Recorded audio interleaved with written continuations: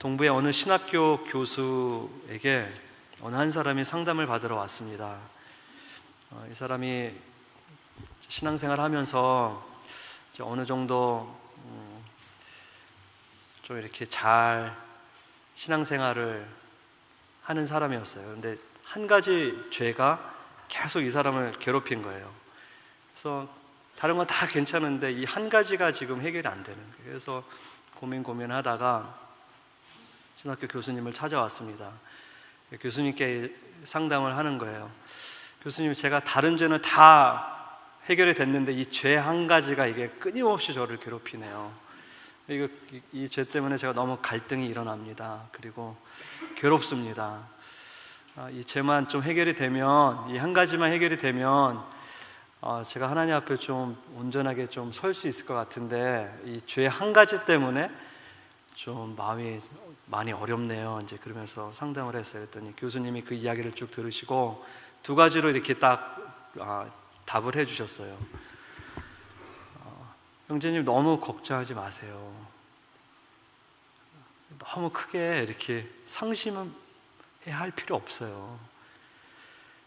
그러면서 형제님이 형제님을 생각하는 것보다 훨씬 더 상상을 초월할 수 없을 정도로 훨씬 더,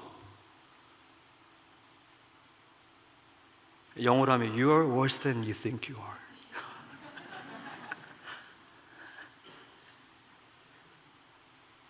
형제님이 생각하는 것보다 You are worse than you think you are. 형제님이 생각하는 것보다 형제님은 더 상상을 초월할 정도로 부패된 존재고 월스트한 존재이고 더 악한 존재입니다. 형제님은 지금 한 가지의 죄만 해결이 되면 괜찮다고 이렇게 생각할지 모르겠지만 You are worse than you think you are. 그래서 두 번째 교수님께서 또 이렇게 이야기를 하십니다. 형제님, 힘내십시오. 형제님이 생각하는 것보다 훨씬 더 상상을 초월할 정도로, 생각도 할 수 없을 정도로 하나님께서 형제님을 사랑하십니다. 그러니까 너무 걱정하지 마시고, 두 가지를 이야기한 거죠. You are worse than you think you are. Worst. 그렇지만 하나님의 사랑은, 하나님의 은혜는 the best. 크다는 거예요. 여러분, 저희가 이러한 존재입니다. 하나님 앞에 우리가 어떻게 설 수 있는 존재입니까? 설 수 없어요. 이 한 가지만 좀 해결되면 제가 하나님 앞에 이렇게 좀 설 수 있지 않을까, 그런 생각은 할 수는 있겠지만 아니라는 거죠. 성경은 You are worse than you think you are.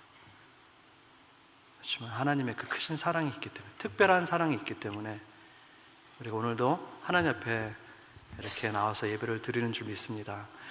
여러분, 이런 우리의 그런 어떤 특별한 은혜가 우리의 삶 가운데 있습니다. 그래서 이것을 우리가 어떻게 잃어버리지 않고 우리가 어떻게 살 것인가, 우리가 어떻게 하나님께서 끊임없이 부어주시는 이 크신 사랑이 있는데, 큰 은혜가 있는데 우리가 이것을 어떻게 지키고 어떻게 살아갈 수 있을까, 그런 부분들에 대해서 저희들이 매일매일 삶 속에 고민해야 되고 그리고 생각해야 될 부분입니다. 저희가 지난 한 달 동안, 한 달 넘게 사사기를 묵상을 했습니다. 오늘 본문에서 주는 귀한 교훈이 있는데요, 희한하게도 3000년 전에 일어났었던 사건들이었지만 이러한 사건들 속에서 우리의 모습이 발견이 되고 있어요. 사사시대는 사실은 그 반복되는 삶의 그 악순환을 끊어야 할 그런 시대였습니다. 그래서 하나님께서 끊임없이 하나님의 그런 어떤 특별한 은혜를 부어주셨거든요. 그럼에도 불구하고 이 사사시대 때 사람들이 끊임없이 계속해서 잘 나가다가 삶 속에서 주기적으로 나타나는 그런 악순환의 모습, 반복되는 모습, 하나님의 은혜가 임했는데 어느 순간 잘하다가 어느 순간 되면 그걸 다 잃어버리는 거예요. 다 놓치는 거예요. 그러면 또 하나님께서 그 백성을 긍휼히 여겨주시고 하나님께서 또 은혜를 베풀어 주시고, 그러면 또 그 은혜를 받고 잘 살아야 되는데 또 그것을 잊어버리면서 계속해서 그런 어떤 악순환의 그런 어떤 반복되는 그런 어떤 상황 속에서 오늘 우리에게 주시는 말씀, 이게 바로 우리의 모습이고, 그리고 이것이 오늘날 동일하게 우리에게 적용돼야 되는 하나님의 말씀이라는 것을 저희들에게 가르쳐주고 있습니다. 여러분, 사사시대는 이 여호수아가 죽은 후부터 그 다음에 왕정시대가 들어오기 전까지 그 시대를 이야기합니다. 그때는 모세나 여호수아 같은 그런 영적인 탁월한 리더들이 없었어요. 그렇지만 시대에 따라서 하나님께서는 사사들을 보내주시고 그 사사들을 통해서 하나님의 백성들을 인도해 내셨습니다. 이 사사라는 이 의미가 원래는 이 재판관이라는 이 의미를 갖고 있는데, 우리가 이 사사기를 잘 묵상해 보면 거의 절반 이상이 지금 전쟁에 일어나는 그런 어떤 군사적인 그런 어떤 활동을 기록을 하고 있는 내용들입니다. 그래서 사사들이 어떤 재판관의 그런 어떤 그 기능을 몇 명은 그렇게 했지만, 전체적으로 우리 큰 흐름을 봤을 때 이 사람들은 군사적인 그런 어떤 통치자들이었고, 특별히 이 사사시대 때는 하나님께서 이미 허락해 주신, 유업으로 약속으로 주신 하나님의 땅을 분배를 받았고, 여호수아 18장 19장에 보면 이미 이스라엘 백성들은 가나안 땅을 이미 각 지파별로 그것을 이렇게 분배를 받은 상태였어요. 그러니까 지금 이제 이스라엘 백성들이 가나안에 들어가서 분배된 그 땅을 그냥 이렇게 잡기만 하면 되는 상황이었어요. 이거 하나님이 우리에게 주신 땅이다. 하나님께서 그동안 노예였었던 우리들을 하나님께서 이제는 자유하는 그런 어떤 몸을 허락해 주셨고, 그리고 이제 유업과 약속으로 우리가 살 수 있는 그런 땅까지 이미 하나님께서 준비해 놓으셨고, 그래서 이미 분배를 받은 상태였어요.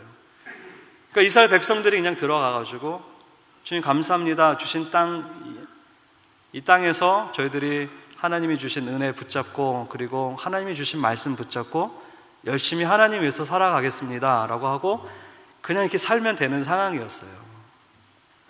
그런데 가나안 땅에 이렇게 들어가가지고 이스라엘 백성들이 가나안 땅을 이렇게 딱 들어가서 보니까 가나안 땅이 너무 좋은 거예요. 당시 이제 청동기 시대 후반이었기 때문에 가나안 땅은 철기 시대가 정착이 되었고 문명이 발달이 되어 있었던 상황이었고, 문화적인, 예술적인, 그리고 건축, 상업 이런 것들이 어느 정도 잘 정돈이 되어 있는 상황, 굉장히 이렇게 발달된 상황이었던 거예요. 430년 동안 노예 생활하다가 40년이라는 광야 생활을 하다가 이제 겨우 이제 가나안 땅에 딱 들어가서 봤는데 가나안 땅이 너무 아름다워 보이는 거예요. 진짜 말 그대로 젖과 꿀이 흐르는 땅인데, 그것뿐만 아니라 문화적으로 너무, 상업적으로 너무 발달되어 있는 거예요. 너무 매력적으로 이렇게 다가오는 거예요. 예를 들어서 저는 오지에 있다가 아이폰 5S 같은 거를 이렇게 지금 보고 있는 거예요. 갤럭시 S4, 4S인가요? S4 그런 거 이렇게 지금 보고 있는 거예요. 차들이 다니는데 벤츠 같은 차들이 막 다니는 거예요.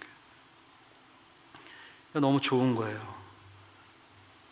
그러면서 세상이 아름다워 보이고 더 좋아 보이는 그런 현실의 논리가 이 사람들이 지켜야 할 특별한 은혜, 그런 어떤 신앙을 잃어버리게끔 만들고, 그리고 그런 어떤 현실이 우리의 그런 어떤 신앙을 이겨버리는 그런 상황이 벌어지게 됩니다. 그래서 사사기 1장부터 우리가 잘 살펴보면 이스라엘 백성들이 분명히 가나안 땅에 들어와서 분배받은 땅에 들어가가지고 정복하고 있는 모습인데, 전쟁에서 지금 승리를 이끌어내고 있는 상황인데 끝에 가서는 저들을 쫓아내지 못하며, 이렇게 벌어지고 있는 그런 어떤 상황의 그런 어떤 전개는 지금 승리를 이끌어내고 있는데 끝에 가서 보면 저들을 쫓아내지 못하며, 다 쫓아내지 못하며 그런 말들이 계속해서 반복돼 가지고 나오고 있는 거예요. 그래서 사사기 1장 같은 데 보면 단지파 같은 경우는 이 사람들이 땅을 분배받아 가지고 살아야 될 그런 땅이 있었음에도 불구하고 1장에 보니까 단지파 같은 경우는 지금 산악지대 같은 데 올라가 가지고 산속에서 지금 살고 있다라고 지금 기록이 되어 있어요.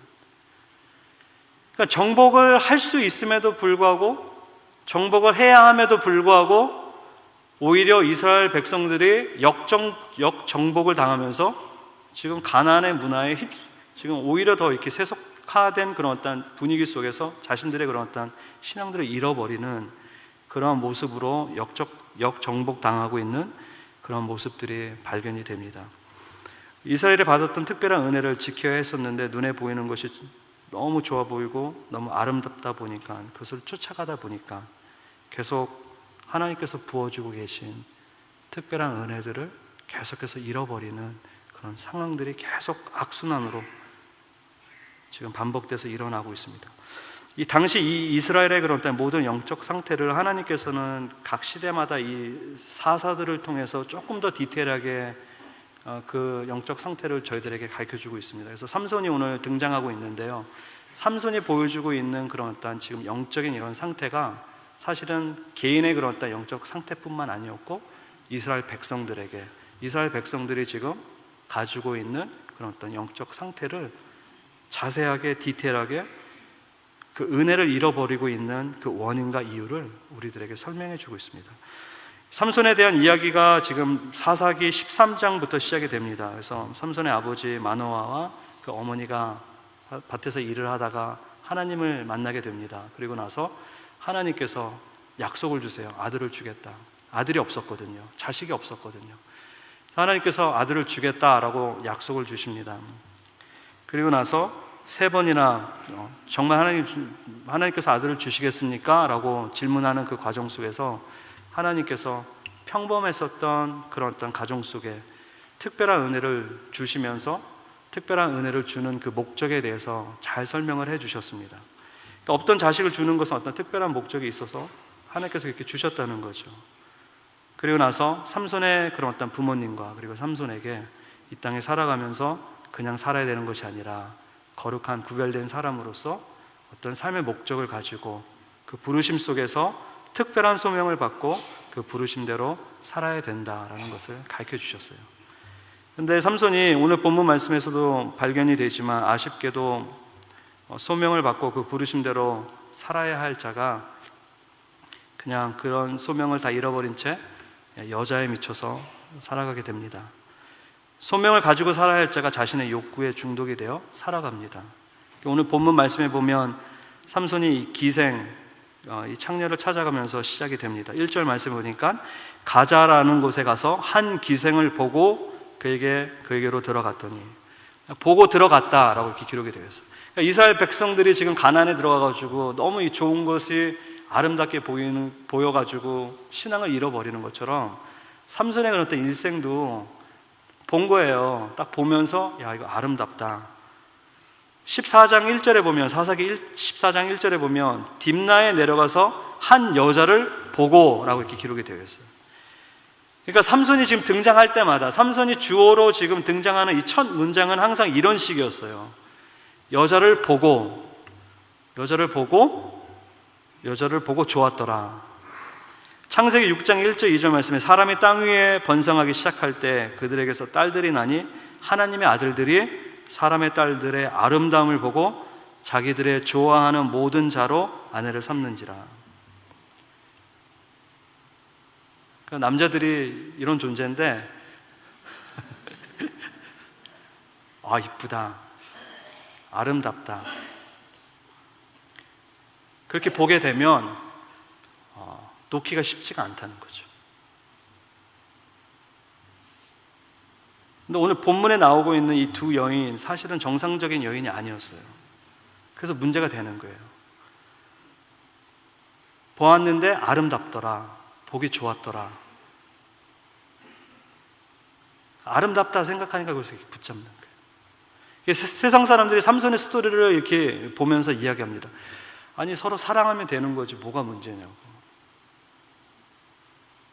서로 사랑하는 관계면 뭐가 문제냐고.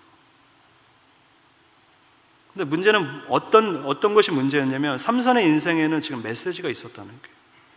어떤 특별한 은혜가 있었다는 거죠. 평범했었던 가정에 하나님께서 아들을 주시고 평범했었던 한 사람의 그런 어떤 개인의 삶 속에 하나님께서 특별한 은혜를 주셨다는 거예요. 특별한 하나님의 그런 어떤 메시지가 있었다는 거예요. 그래서 문제가 되는 거예요. 보고 아름답더라, 이쁘더라, 괜찮을 수 있죠. 좋을 수 있죠. 그런데 문제는 무엇이냐면 그 안에 하나님께서 주신 메시지가 있고 하나님께서 우리에게 주신 그런 어떤 하나님의 그런 어떤 뜻이 있다는 거예요. 사사기 13장 5절 말씀에 보면 삼손이 태어나기도 전에 삼손을 통해 하나님께서 블레셋을 어떻게 칠 것인가를 연구 중인 하나님의 모습이 기록이 되어 있습니다. 문제는 뭐냐면 여자가 너무 좋아서 하나님의 메시지를 거부하고 있다는 거예요. 눈에 보이는 것을 붙잡는다는 거죠. 이 들릴라라는 이 여인이 또 이제 나오는데요. 이 여인은 이 이름이 밤의 여인이라는 뜻을 갖고 있습니다. 밤의 여인. 그러니까 삼손은 태양이라는 뜻이 있거든요. 작은 태양이라는 의미가 있어요. 그 뜻 안에. 그러니까 지금 태양과 지금 밤이 만나는 거예요. 태양과 밤이 만나는데 태양의 빛을 다 잃어버리고 있는 상황입니다. 사람들은 지금 블레셋 사람들은 이미 15장에서 사사기 15장에서 삼손이 지금 뼈다귀 하나를 가지고 1000명을 때려 죽였기 때문에 블레셋 사람들은 지금 어떻게 해서든지 삼손을 죽여야 된다. 이거 옛날에는 평범했었던 인간이었는데 어느 순간부터 지금 엄청난 힘을 가지고 블레셋 사람들을 괴롭히고 사람을 죽이고 있는데 이거 가만히 두면 안 되겠다. 그러면서 블레셋 사람들의 그 타겟 넘버 원이 됐어요. 그래가지고 블레셋 사람들은 지금 이제 삼손을 죽이려고 혈연이 되어 있는데 지금 처음에 만난 이 기생집에 들어갔었던 이 여인과의 그런 어떤 그 관계 속에서는 위기를 모면하게 되지만 두 번째 여인 들릴라를 만나게 되고 그리고 들릴라를 블레셋 사람들이 돈으로 매수를 하고 그리고 이제 삼손을 죽이려고 지금 모략을 지금 짜고 있는 장면이 나오고 있습니다. 여기서 사람들이 원했었던 것은 딱 한 가지였어요. 삼손의 힘의 근원이 무엇인지 알아봐라. 힘의 근원이 무엇이냐? 도대체 저 엄청난 힘이 지금 어디서 나오고 있느냐? 그것을 알아봐야 되겠다. 그런 거예요. 한 명에 여러분 1000명을 싸워서 이겼다는 거는 말이 돼요? 말이 안 되잖아요. 오늘 3절 말씀에 기생집에서 자다가 벌떡 일어나가지고 삼손이 그냥 가면 되는데 힘자랑하고 가요. 어떻게 힘자랑하냐면 그 3절을 보니까 밤중에 일어나 성 문짝들과 두설주와 빗장을 빼어 그것을 모두 어깨에 메고 헤브론 앞산까지 올라갔더라. 그렇게 나와가지고 가면 되는데 이렇게 멀쩡히 서 있는 그 성문 그 짝을 이렇게 빼가지고 자기 어깨에다 메고 지금 가는 거예요. 거리가 지금 한 60km 되었다라고 이렇게 기록이 되어 있거든요. 힘이 얼마나 센 사람이었어요. 그러니까 세상 사람들이 질문을 하는 거예요. 도대체 저 힘의 근원이 어디서 나오는 거냐? 저 힘의 근원, 어떤 근원이 어디인지를 찾아봐야 되겠다. 그러면서 6절부터 14절까지 5절 말씀, 6절 말씀, 9절 말씀에 지속적으로 계속해서 질문을 합니다. 평범하던 자가 어떻게 해서 이런 특별한 힘을 가질 수 있느냐? 그리고 힘의 근원이 어디 있느냐? 삼손의 힘의 원천은 오늘 본문에서 조금 더 지나가서 뒷부분에 보면 20절 말씀에 기록이 되어 있는데요. 들릴라가 가로되 삼손이여 블레셋 사람이 당신에게 미쳤느니라 하니 삼손이 잠을 깨며 이르기를 내가 전과 같이 나가서 몸을 떨치니라 하여도 여호와께서 이미 자기를 떠나신 줄 깨달지 못하였더라. 사람들이 찾고 있었어요. 힘의 근원이 어디 있느냐 그랬더니 삼손은 자기 머리카락에 있는 줄 알았어요. 머리카락에만 이렇게 어떤 마력이 있어가지고 이 머리카락을 밀지 않으면 나에게 힘이 떠나가지 않을 것이다.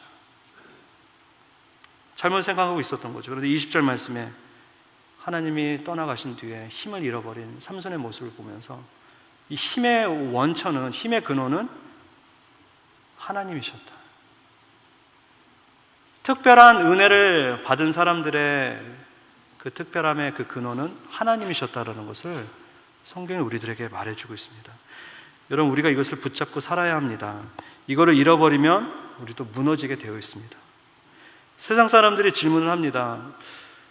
분명히 어저께까지만 해도 평범했었던 사람들인데 도대체 이 사람들은 어떻게 해서 이런 특별한 삶을 살아가고 있지? 힘이 어디서 나오는 거지? 세상 사람들이 질문을 합니다. 오늘 좀 다른 것 같은데 뭐냐는 거예요.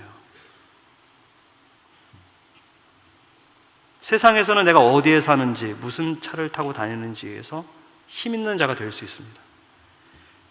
높은 지식이 있으면, 그리고 높은 그런 어떤 직업을 만약에 가지고 있으면 힘이 생기게 됩니다. 그리고 사람들이 그 힘을 따라가게 되고, 그리고 사람들의 마음을 얻을 수 있게 합니다. 사람들이 그 말을 듣게끔 하는 그런 어떤 힘이 있습니다. 그런데 성경에서는 그런 힘에 대해서 이야기하고 있는 것이 아니었어요. 삼손은 자기 머리카락에 힘이 있는 줄 알았어요. 근데 아니라는 거죠. 내 기술이 나의 힘이구나. 나의 재력이 나의 힘이구나. 내가 가지고 있는 직업이 나의 힘이구나. 내가 가지고 있는 기술이 나의 힘이구나. 내가 가지고 있는 돈이 나의 힘이구나. 아니라는 거예요. 그 가수 중에 박진영이라는 가수가 있습니다.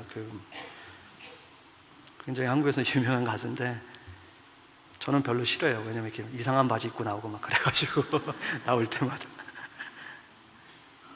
근데 이 사람이, 이 가수 박진영이가 얼마 전에 새 앨범을 내면서 그 앨범 이름을 Halftime으로 이렇게 이름을 지었어요. 그러면서 이 사람이 이 노래를 이제 곡을 발표를 했는데 지금까지 살아온 자기 인생을 정리를 한 거예요. 그리고 이제 후반전에 들어와서, 지금 Halftime이니까 후반전에 들어와서 내 인생 어떻게 살아야 되겠다라는 것을 이제 노래로 그 곡을 만들어서 이제 앨범을 이제 냈는데요. 그 곡 내용이 더 빨리, 더 높이, 더 멀리, 그냥 앞만 보며 미친 듯이 정신없이 달린 내 인생, 뜨거웠었던 전반전, 여자도 가져보았고 작곡도 해보았고 미국 시장에서 곡도 내보았고 아이돌 그룹도 만들어 보았고 돈도 가져보고 인기도 가져보았다. 어려운 사람도 도와주어 보았다. 그러면서 나의 인생 전반전이 끝이 났는데 이제 인생의 후반전을 시작하며 편안할 줄 알았는데 비행기 속에서 작은 흔들림에도 바보같이 죽을까봐 벌벌 떨면서 무서워하는 내가 너무 한심하지. 그러면서 이제 노래가 시작이 되는 거예요. 그러니까 세상 거 다 가지고 다 누리고 다 해봤는데, 그리고 이제 그것이 이제 힘이 돼서 나의 후반전의 인생을 편안하게 살 줄 알았는데 비행기 타고 가다가 비행기가 조금 흔들리니까 죽을 것 같은 그런 어떤 두려움에 휩싸인 거예요. 그러면서 이 세상의 힘이 이게 다가 아니라는 것을, 이 사람이 그것을 질문하게 되고, 그렇다면 무엇인가? 어떻게 살아야 할 것인가? 그러면서 노래를 계속 썼습니다. 갤럭시를 똑바로 쓰려면 삼성에게 물어보고 아이폰을 똑바로 쓰려면 애플에게 물어보듯이 인생을 똑바로 살려면 인간 만든 사람을 찾아, 세상을 똑바로 살려면 세상 만든 사람을 찾아. 이게 지금 랩으로 되고 있는 거거든요. 근데 제가 막 랩이 나오려고 그러네요. 물어보는 게 당연한 이치인데 그동안 내가 뭘 안다고 떠들어댔는지 부끄러워. 만나서 물어보고 믿고 또 믿어지면 그때부터가 사는 거야. 여러분, 지금 이거 믿지 않는 사람의 고백이에요. 만나서 물어보고, 지금 창조자를 찾고 있는 거예요. 만나서 물어보고 믿고 또 믿어지면 그때부터가 사는 거야. 믿고 또 믿어지면 그날이 내 생일이야. 기나긴 역사의 한 점도 안 되는 내가, 이 넓은 우주의 한 먼지도 안 되는 내가 이 모든 걸 만든 사람에게 찾아가 물어보지도 않고 내 조그만한 뇌로 선과 악, 정의와 불의를 단정하고 큰 소리로 떠든다는 게 얼마나 교만한 일인지, 내 자신을 믿고 살다가 얼마나 초라해지는지 지금이라도 알아서 정말 다행이야. 믿어지지 않아도 알아서 정말 다행이야. 내 인생 그냥 살지 않길, 내 인생 그냥 살지 않길, 내 인생을 그냥 살지 않길, 제발 알게 되고 따라가길. 이 사람이 노래를 하는데 절규를 하면서 노래를 하더라고요. 이 박진영이가 이스라엘까지 갔다 왔대요. 이게 진짜인지 가짜인지 알아보려고. 여러분, 세상 사람들도 다 알아요. 우리가 갖고 있는 힘이, 세상이 주는 힘이 전부가 아니라는 것을 세상 사람들도 다 알고 있다는 게. 그래서 질문을 하는 거예요. 도대체 힘의 근원이 어디 있냐? 우리의 힘이 어디서 나오는 거냐는 거예요. 별 볼 일 없었던 인생이, 부족했었던 인생들이 하나님 앞에서 특별한 인생이 되었고 예수 그리스도를 통해서 생명을 얻고 소명을 얻고 특별한 존재들이 되었는데, 분명히 저 사람 나랑 똑같은 사람이었는데 뭐냐는 거예요. 우리의 힘의 그런 어떤 근원이 어디서 나왔냐는 거예요. 그걸 질문을 하고 있는 거예요. 삼손은 그게 자기 머리카락인 줄 알았어요. 근데 그게 아니라는 거죠.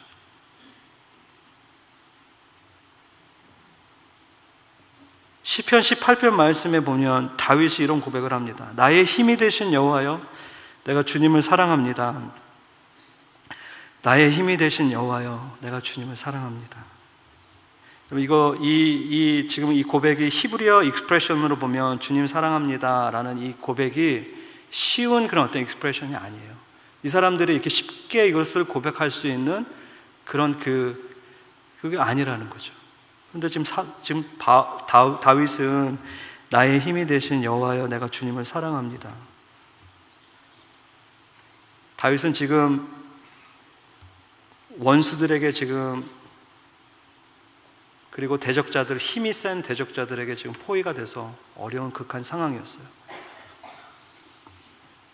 그리고 죽음이 지금 앞을 왔다 갔다 하는 극한 상황이었습니다. 근데 제가 생각해 보았어요. 다윗이 군사력이 없었을까요? 다윗이 피할 수 있는 다른 방법이 없었을까요? 분명히 있었을 거예요. 그런데 사무엘하 22장 21절부터 27절 말씀에 보면 다윗이 힘든 그 상황 속에서 지금 나한테 왜 이런 상황이 벌어지고 있지에 대한 그런 어떤 해석을 지금 하고 있는 것이 아니라 내 인생이 주님 앞에 있습니다. 저의 인생이 주의 손에 달려 있습니다. 그런 신앙 고백을 가지고 자기의 인생을 완전히 그냥 송두리째 다 맡겨드리는 그러한 신앙 고백을 하고 있는 모습이 사무엘하 22장 10절 밑에부터 나오고 있습니다. 그랬더니 사무엘하 22장 10절 말씀해 보니까 다윗이 고백하는데, 어렵고 극한 상황 속에서 내가 하나님을 신뢰하고 나의 인생 주 앞에 온전히 맡겨드렸더니 하나님이 강림하셨도다. 하나님께서 임하셨도다. 그런 고백을 하고 있습니다. 사무엘하 23장 마지막 말을 하고 있는데, 유언 같은 말을 하고 있는데, 여기서 다윗이 어떻게 고백을 하냐면, 이새의 아들, 자기 인생을 돌아보면서 지금 이제 마지막 말을 남기고 있는데, 어떻게 시작이 되면 이새의 아들 이러면서 시작이 돼요. 이새의 아들이라는 의미는 인생이 평범하게 시작되었다라는 의미예요. 평범한 가정의 한 사람의 아들이었다는 거죠. 근데 다윗이 어떻게 고백을 맺고 있냐면, 인생을 돌아보니까 이새의 아들이었던 내가, 평범하게 인생이 시작되었던 내가 인생을 돌아보니 기름 부음을 받은 자가 되었도다. 존귀한 자가 되었도다. 그러면서 사무엘하 23장 마지막 말을 지금 맺고 있는데, 다윗이 그런 특별한 하나님의 은혜를 경험했었던 것을 고백하고 있는 그 모습을 발견하게 됩니다.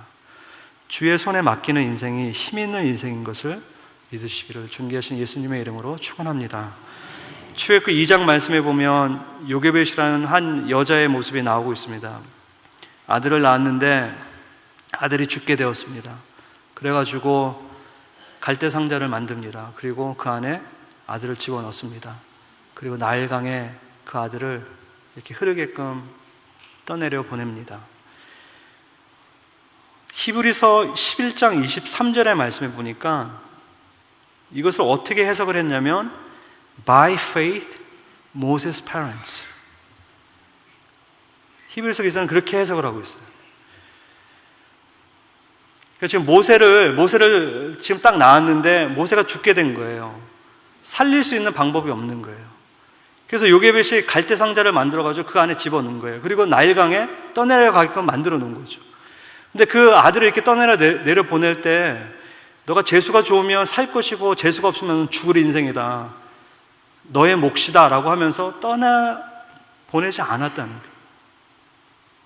이 아들은 평범하게 태어났지만 특별한 하나님의 은혜 가운데 자라나야 할 하나님의 아들이고, 하나님의 손에 맡겨드릴 때 하나님께서 구출해낼 것이다, 건지실 것이다, 그런 심정을 가지고 모세를 갈대 상자에 집어넣어서 나일강에 떠보내는 요굣의 그런 어떤 그 믿음의 모습을 저희들이 발견하게 됩니다. 여러분, 굉장히 평범한 모습이에요.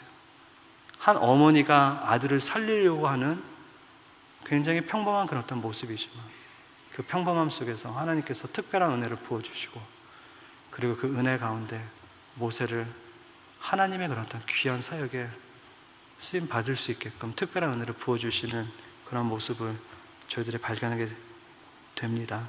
히브리서 11장 32절 말씀, 믿음장에서 지금 믿음의 그런 어떤 믿음의 사람들의 이름이 계속해서 언급이 되고 있는데요, 여기에 보면 다윗과 삼손의 이름이 같이 언급이 되고 있어요. 히브리서 11장 32절 말씀에 보니까 내가 무슨 말을 더하리요? 삼손이 16장에서 오늘 이 본문 말씀의 뒷부분에 가면 굉장히 비참하게 죽거든요. 굉장히 허무하게 죽어요, 사실은. 그런데도 불구하고 히브리서 기자는 히브리서 11장 32절에 다윗과 삼손을 같은 급으로 기록을 해놓고 같은 이름으로 언급을 하고 있습니다. 내가 무슨 말을 더하리요? 그러니까 삼손이 굉장히 실패한 인생처럼 비참하게 끝나는 것처럼 보이지만, 하나님께서는 삼손을 다윗과 같은 그런 어떤 믿음의 사람으로 인정을 해주셨다는 거예요. 여러분, 이것이 무슨 의미입니까? 우리는 아무 공로 없지만, 우리는 아무런 그런 어떤 행위를 갖고 하나님 앞에 나올 수 없지만, 하나님께서 우리를 특별한 존재로 삼아주셨다는 거예요. 특별한 은혜로 여겨주셨다는 거예요. 깊은 사랑을 받았다는 거죠. 깊은 특별한 은혜를 받았다는 거죠. 그래서 우리에게 하나님께서는 이 은혜를 지키면서 살아야 된다. 이 은혜를 잃어버리지 말고, 특별한 그런 삶을 살아가고 있는데 이것을 잃어버리지 말고 살아야 된다는 것을 가르쳐주고 있습니다. 제가 지난주 월요일 날 우리 초원 목자님께 전화를 받았습니다. 전화를 받았는데 그 목자님께서, 목사님, 저희 목장 안에 우리 귀한 한 자매님이 있는데 지금 병원에 와서 보니까 위암이래요. 근데 위암인데 사기래요. 위암 사기 판정을 지금 받고 지금 검사 결과를 기다리고 있는데 목사님 좀 신방할 수 있겠나요? 그래서 제가 이제 전화를 끊고 월요일 날 스탠포드 대학병원으로 이제 갔습니다. 가서 이렇게 문을 살짝 열고 들어가서 보니까 자매님이 이렇게 누워 있어요. 그래서 자매님, 많이 아프셨을 텐데 어떻게 그동안 통증이 없으셨어요? 그랬더니, 목사님, 제가 통증이 없었대요. 아픔이 없었다고 얘기를 하더라고요. 그래서 되게 좀 이렇게 당황스러운 그런 어떤 모습으로, 제가 몸이 아픈 데가 없었기 때문에 잘 몰랐어요. 그러면서 이제 누워있는 그 자매님을 제가 이렇게 보면서, 자매님, 제가 오늘 아침에 우리 목자님 전화를 받고 제가 오면서 어떤 말씀을 함께 나눠야 될까 기도하는데 마가복음 8장이 생각이 났어요. 그래서 오늘 마가복음 8장을 같이 자매님이랑 나누고 싶은데요. 그리고 괜찮겠어요? 그랬더니 자매님이 말씀해 주세요 라고 이야기를 하셔가지고 제가 질문을 했습니다. 자매님, 지금 너무 힘든 상황인데, 극한 상황인데, 자매님, 예수님 어떤 분이세요? 자매님에게는 예수님이 누구세요? 마가복음 보면 예수님께서 질문하고 계시거든요. 너희는 나를 누구라 하느냐? 그래서 그 질문을 했어요. 자매님, 지금 자매님 예수님 누구라고 하실 수 있겠어요? 질문하니까 자매님께서 망설이지도 않고, 주님은 그리스도이십니다. 주님은 나의 죄를 위해서 죽으시고 3일 만에 부활하신 하나님의 아들이십니다. 그 고백을 하시더라고요. 여러분, 이게 우리의 힘인 것 같아요. 이게 지금 어떤 상황을 모면하려고 하는 것이 아니라, 이 신앙 고백은 자매님이 진짜 이렇게 붙잡고 있는 하나님께서 주신 특별한 은혜였어요. 주님은 그리스도이십니다.